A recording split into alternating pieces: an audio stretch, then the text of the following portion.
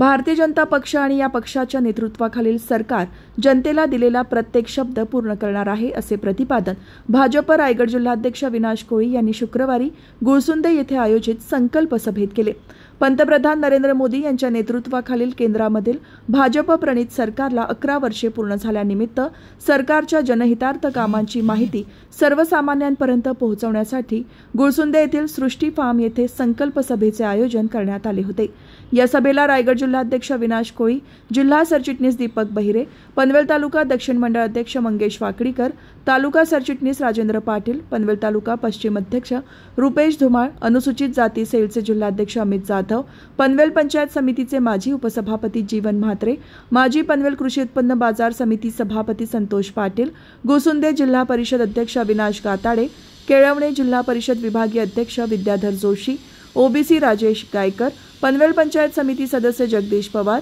तालुका उपाध्यक्ष प्रवीण खंडागळे, उद्योगपती बाळूशेठ पाटील, चावणे जिल्हा परिषद अध्यक्ष किरण माळी, उद्योगपती विजय मुरकुटे, केळवणे पंचायत समिती युवा अध्यक्ष सुशील ठाकूर, भाजप नेते तानाजी खंडागळे यांच्यासह पदाधिकारी, कार्यकर्ते, शक्ती केंद्र प्रमुख, बूथ अध्यक्ष, सरपंच, उपसरपंच, सदस्य उपस्थित होते।